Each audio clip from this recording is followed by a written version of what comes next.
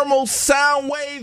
Yes, indeed. It's thermal sound waves, a natural alternative to fast food radio. We here, C.Truth, Kev Lawrence. Yes, sir. As you know, it's about this time in the program where we bring on a guest joining us in our home, in our house, you know what I mean? And this brother right here is no stranger, you know what I mean? He's fam. I mean, we've known him for quite some time. He's from the crib.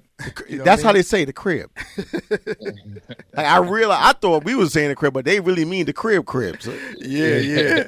Big up to Abstract Mind State and the crew. You know what I'm saying? Yes. We had a great conversation with them. If you missed it, it's on a podcast right now. Make sure y'all check that out. But we got a brother right here who's multi-talented, multifaceted. He does a lot of different things. We were introduced to him through radio, but then we found out that he has other talents as well. Yeah. We got none other than Mr. Entertainer Performer Extraordinaire, Melvin Taylor III. We call him the third. From the crib. Shot-town. What's up, y'all? How y'all doing? He call him the third. Yeah, we call him the third. You know, Melvin. Melvin Taylor the third. What's up, man? How y'all been, man? It's so good to see y'all, man. I'm happy, man. Glad to talk to my people. Yes, indeed. It's been a minute. You know, you've been making some major moves. And we're very proud that you've been making some major moves and doing your thing. But let's start here, though, because like I said, you know, we were introduced through radio. But where did the acting thing come about? Were you doing that before, or like did that just fall into your lap? How did that happen? Because we didn't know that aspect of your talents. It's kind of sneaky. Yeah, man. I was still doing that while we were still doing radio together. And it was a thing of like, you know, I would do the show. And then I would go and produce every day and then go to work and whatnot.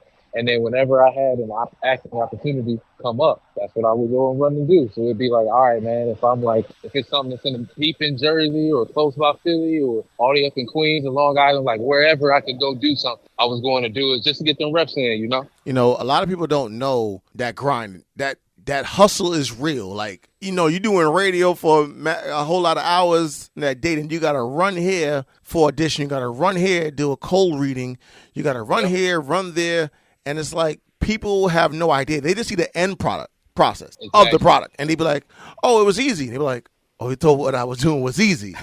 It's not built for everybody. And it's the truth. It's really not built for everybody. Sometimes it's going to be birthdays, holidays, or such sentimental times for some people that you're going to have to miss. Oh, yeah. Absolutely. Because entertainers, athletes, they work during those holidays and those special occasions. Yeah, you know man. Like, yeah, we do. There's a ton that I've missed that I'm just not gonna get back. So that's why when I am home, I try and make the most of it. Try and see my people and make sure that they feeling good and know that they're loved and they treat me the same way because there's just so much going on, you know. Some people may not get it, so sometimes whoever's there with you for a while, they kind of drift away because they don't get it. But later on, hopefully they get it, and you know, if they're still around, they hang on and it works out. If not, then we can stay cool peoples. It is. But I was thrilled when I was watching the show, and I think he was on an airline, not an airline, but in like a federal space. Hey, I was like, that's Melvin Taylor. Melvin Taylor III right there. Yeah, man. Yeah, it was that was on Manifest. Okay. That was on NBC, right?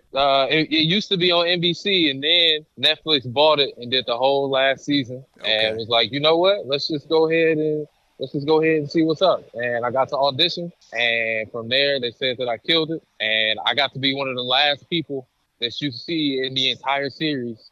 And as of right now, who knows? There may be more to come, but we'll see what's up. So you didn't die. Okay, that's right. I did not die. He's in the credits. I did not die. I am there. I am alive. My character is breathing.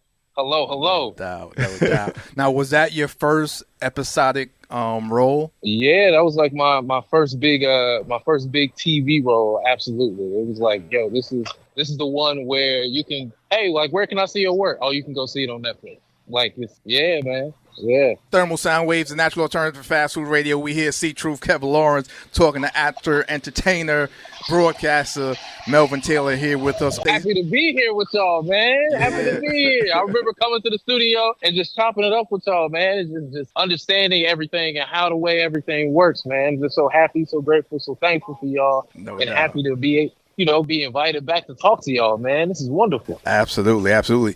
So that was your major TV break, Manifest on NBC, which later got picked up on Netflix. What was your film break, like your film breakthrough that you got? Man, my film breakthrough, I would say there was this film back, it was like October of 2020. So for some time I had been trying to do whatever I could to get into film and TV. Like, I'm like, if I got to sweep floors, if I got to pass out food, like, y'all just tell me, like, whatever y'all need, I'll go do. And I'm sitting, I remember it like it was yesterday. I'm sitting on the couch and I'm watching the Lakers play in the bubble, right? I think they were playing like the Denver Nuggets at the time, something like that. And one of my old roommate had to go work on a film job, and he came over to me. He's like, "Yo, Mel, is your license good?" I was like, "My license good. My license never been in question. What you mean?" So he came back and was like, "Hey, this job I'm working on need like another PA for a day or two. Can you do it?" And I was like, "Yeah, sure, I can do it." And I'm just sitting there just like watching the Lakers drinking some wine. And I was like, all right, I guess this is my last glass of wine. I don't know what I'm going to be doing tomorrow. And then turns out I had to drive like a bunch of the key talents of some of the actors we had, some of the hair, makeup, wardrobe people, and some lighting people that we had, some grips as well, all the way from Brooklyn out to Montauk. And I was like, oh, I had no clue what I was going to be doing. So when that happened, I was like, oh, wait a second. And hold on a second. A lot of people don't know. They think the Hamptons is far. Montauk is the end. Bro, that's the end. The tip. You in the Atlantic Ocean. Tip. Yo, tell me why. Like, I go get the van. I have not looked up how far Montauk is yet. In my head, I'm like, bro, this not going to be bad. Like, we got half a tank of gas. We good. It's like Hempstead. When I put that GPS in, I was like, oh, hold on, turn back around. Let me get some gas real quick, y'all, before we go all the way out here. But long story short, the woman that brought my roommate on was one of my old roommates' ex-girlfriends. So from there, she was like, yo, you did a great job. The team love you. We want to keep you on for a week. A week turned into like 2 weeks. 2 weeks turned into a month. And then from there, I had been going project to project to project. But aside from just working on that project behind the scenes, they also gave me a couple lines in the movie because they was like, oh, like, you can really do this. So from there, it was like, all right, bet. And after I got that bug, I was like, nah, now I know it's possible. I got to make this happen. And just been going from there. It's Thermal Sound Waves, a natural alternative to fast food radio. We hear C.Truth, Kev Lawrence. That's correct. Kicking it, talking to Melvin Taylor III here on the program, entertainer, actor extraordinaire. We call him the third. When did you first want to do acting? Because obviously it was in you, and obviously it was something that you wanted to pursue at some point. But where did that all start for you? Man, it started for me.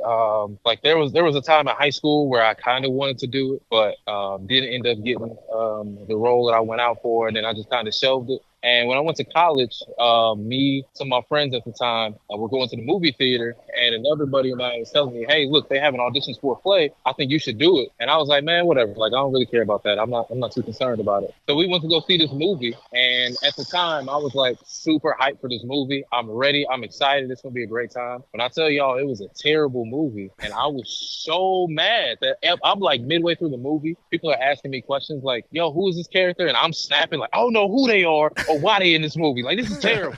And I was like, yo, they legit owe me money back.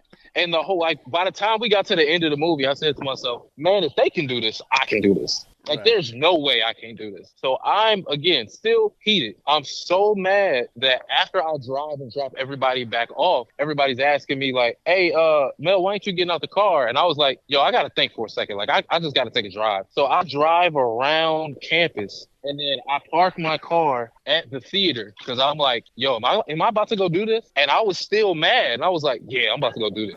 So I go and audition, nervous as I don't know what. I go and audition and apparently did such a great job that the next day, my buddy that told me about the audition came back and was like, yo, did you hear? And I was like, did I hear what? And he was like, yo, did you hear you got the role? I was like, man, I ain't getting no role. Get up my face. I'm trying to go eat at the caf. So I go eat at the caf, and as I'm like swiping my card to go in, you could see like the entire theater department sitting on the other side of the cafeteria. When I tell you, when I came in and looked up and they all stopped their conversation and stared at me, I was like, oh, wait, this is real. Like, oh, I really did book this role. Oh, okay. And from there, just the process of like getting into character and learning lines and building a camaraderie with everybody that worked in the production, my director, my castmates. It was just something that I adored so much that I was like, I want to do this as often as possible. And then at the end of our show, on our last day, we had a talk back where they could ask you questions after the play. And literally everybody else that was in the play was a major in the theater department. I was not. Somebody in the crowd asked me, hey, have you ever thought about acting professionally? And up to that point, I had never thought of it. But when he asked me that question, I thought to myself, the entire cast, the entire like crew, everybody in here is majoring in this and I'm not. So like, what is it that you see in me that I could do this professionally? Wow. And once he asked that question and I had that thought, it's just been going since then. Like, yo, I really could do this, and been taking it all from there. That goes to show you, folks. I mean, you never know what can happen if you just do something. Just try something. You never know, like, what can happen. Like, like life just goes on like that. I mean, I can't tell you the amount of things that I just got into just because, like, not even having a plan for it. Just, oh, okay. But being available. Yeah. Like, all right, yeah, let me do that. Cool. And that's how you meet people and network and all that kind of stuff. And, you know, one thing leads to another, and that's how it is. That's how the world works, folks. So now, what do you have on the horizon? Now that you got your feet wet and your footings, and you've been doing some amazing things, you know, on the film circuit, you know, festivals and all that kind of stuff, TV, what do you got on the horizon? Man, thank you so much for asking me, and great question. The next thing that's coming up for me, I just filmed a project called Hearsay that's cooking right now in post-production, and as soon as I get some updates, I'll be posting and letting y'all know everything about that. But the major thing for me is last year, as a lot of people know, were the strikes in the film and TV world. Yeah. And it was very difficult for everybody to try and get through. But during the midst of that, I said to myself, you know what? I don't want to go into 2024 not being a filmmaker anymore. Like, I need to do something to really showcase like who I can be, what I can be. And at the same time, I was very frustrated with a lot of the auditions that I would get would just be stuff where, hey, can you play this game maker? Can you do this? Can you do that? And I'm like, I'm way more than just that. So like, let me find what else I can do. Right. And I wrote a short film back during COVID. And I said, you know what? I'm going to make this film this year. And last year, you know, throughout the strikes and everything, I wrote the film, got everything together, got my pitch deck together, talked to some people, put me a team together, and we crowdfunded almost $25,000, and we shot the film last November. And right now we are in post-production. We're getting the music together. Like literally later on this evening, I'm having a meeting with my director to talk about the music in the film and just getting down the timing of everything and getting the actual runtime of it down. But the film itself is called Baldy. It's about a young man that's turning 30. His friends are throwing him a birthday party, and the girl that he likes is going to be there, but he's also going bald and he has to go get a haircut in time to be able to make it. So will he be able to? We'll see. And the reason that... You know what? I got to give a big shout out. Go ahead, finish. I'll tell you who I got to shout out to after this.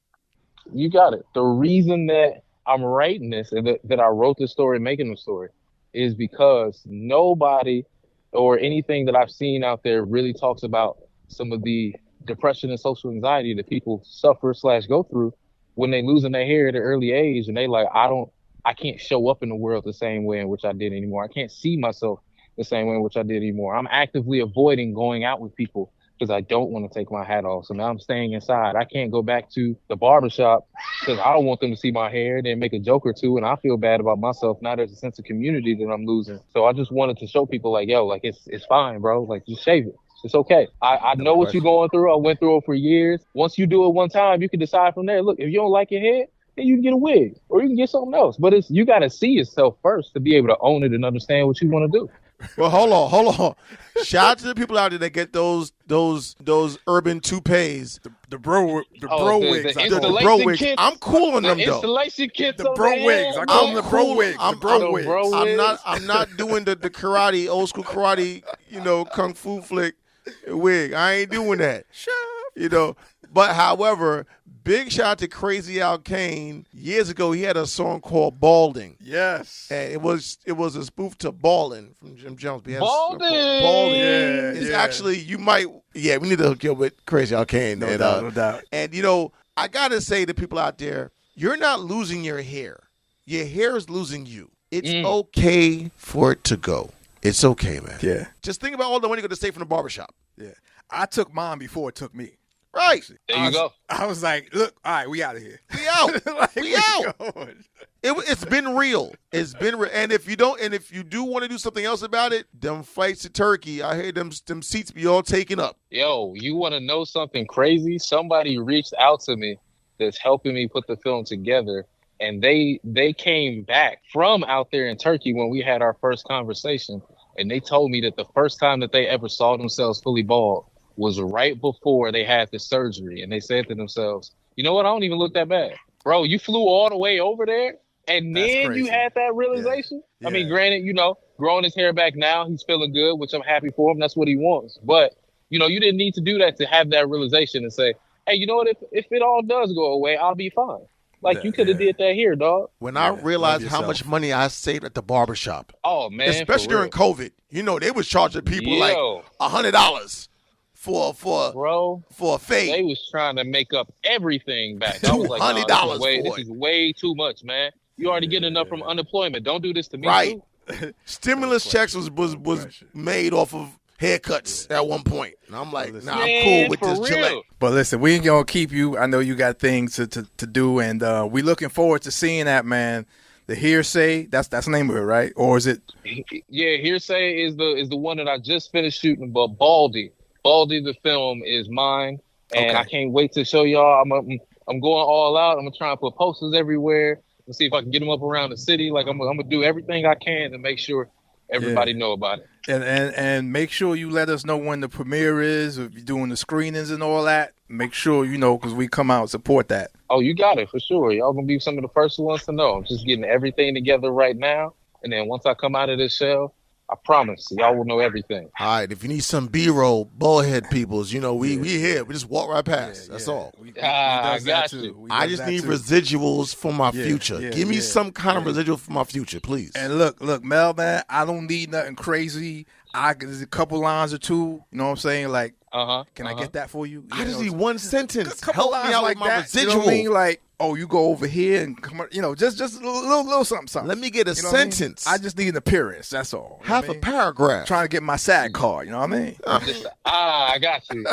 Half a paragraph. Yeah, one-eighth of a page. There you go. 1 or 2/8 of a page. There you go. That's all. There you go. That's all I need. There you go. That's all. I need residuals 40 years from now. Like, here go a check for $20 from 30 years before. That's all I need. It's a beautiful thing to receive. I understand. We're going to figure something out. Yes, we'll make it work. No doubt. Now, let everybody know where they can find out more about what you're doing in your projects and, of course, the movie that's coming soon as well. Man, if you want to follow the movie, specifically, you can go to Baldy the Film on IG, on Facebook, on Twitter, Baldy the Film. If you want to hear everything about me and everything that's going to be going on, all the other amazing projects I'll be a part of, you got melvintaylorii.com or Melvin Taylor II on IG as well as Facebook. One more time, that is Melvin Taylor II, so that way you'll be able to find it. You can also find it on YouTube as well. We still 18,000 strong over there and growing, and we're going to start ramping some stuff over there too to get everybody prepared for the film.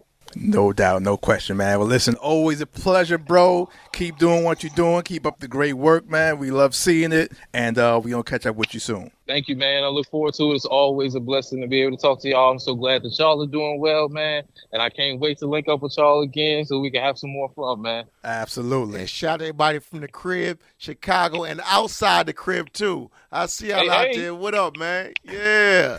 Shout out to everybody, Jolie, everybody outside in the whole state of Illinois. Yeah. All right, Mel. Fellas, I appreciate it, y'all. Thank y'all so much. Yes, sir. All right. I'll holler at y'all soon. All right. Peace. Peace. It's Thermal Sound Waves, a natural alternative to fast food radio. We hear C.Truth, Kev Lawrence. Thermal Sound Wave.